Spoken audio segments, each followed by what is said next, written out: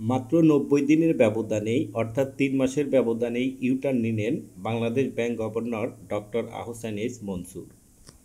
তিনি মাত্র ৩ মাস আগেই বলেছিলেন, আমরা দুর্বল ব্যাংকগুলোকে কখনোই টাকা ছাপিয়ে সহায়তা প্রদান করব না। সেই পরিপ্রেক্ষিতেই তিনি সবল ব্যাংকগুলো থেকে ৩ ধাপের মাধ্যমে ৬৮৫ কোটি টাকা ঋণ সহায়তা প্রদান করেছিল তারল্যের সংকটে থাকা ব্যাংকগুলোকে।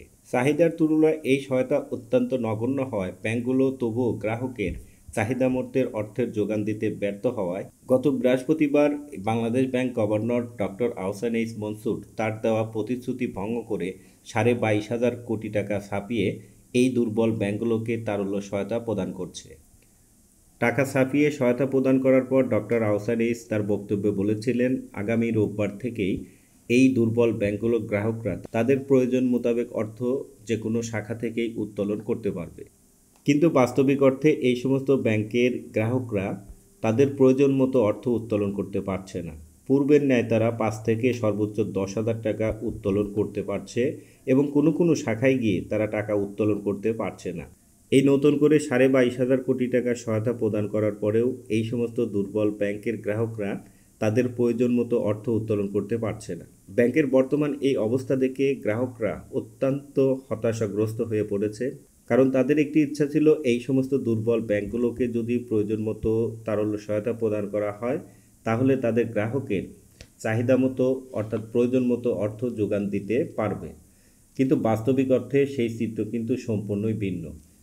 অর্থাৎ এই সমস্ত ব্যাংকের গ্রাহকরা পূর্বের ন্যায় ৫ থেকে ১০,০০০ টাকাই মাত্র ব্যাংক থেকে উত্তোলন করতে পারছে। বড় অ্যামাউন্টের কোনো চেক দেখলে প্রধান শাখার অনুমতি সাপেক্ষেও গ্রাহকের টাকা দিতে তারা ব্যর্থ হচ্ছে। এখন প্রশ্ন হচ্ছে, এই সমস্ত দুর্বল ব্যাংকগুলোকে প্রয়োজন মতো অর্থ সহায়তা প্রদান করার পরেও কেন গ্রাহকের টাকা দিতে তারা বারবারই ব্যর্থ হচ্ছে? তাহলে গ্রাহকের ভবিষ্যৎ কোথায়?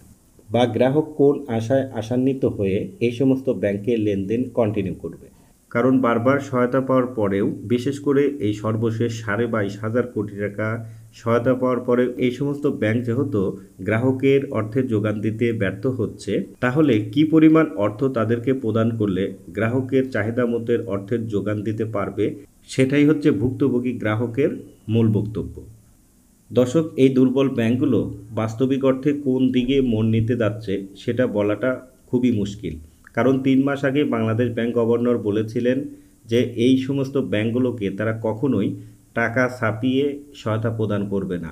কিন্তু তার প্রতিশ্রুতি কিন্তু বেশি দিন তিনি রাখতে পারেননি। শেষমেশ এই সমস্ত দুর্বল ব্যাংকগুলোকে ২২,৫০০ কোটি টাকা ছাপিয়ে তারল্য সহায়তা প্রদান করা হয়েছে। কিন্তু এই সহায়তা পাওয়ার পরেও এই সমস্ত ব্যাংকগুলো গ্রাহকের প্রয়োজন মতো টাকা দিতে ব্যর্থ হচ্ছে। এই সমস্ত ব্যাংকগুলো আদৌ কি তাদের স্বাভাবিক পরিস্থিতিতে ফিরে আসতে পারবে, বা ফিরে আসতেই বা তাদের কত সময়ের প্রয়োজন হবে এবং কী পরিমাণ তারল্য সহায়তার প্রয়োজন হবে, সেটাই হচ্ছে ভাবনার বিষয়।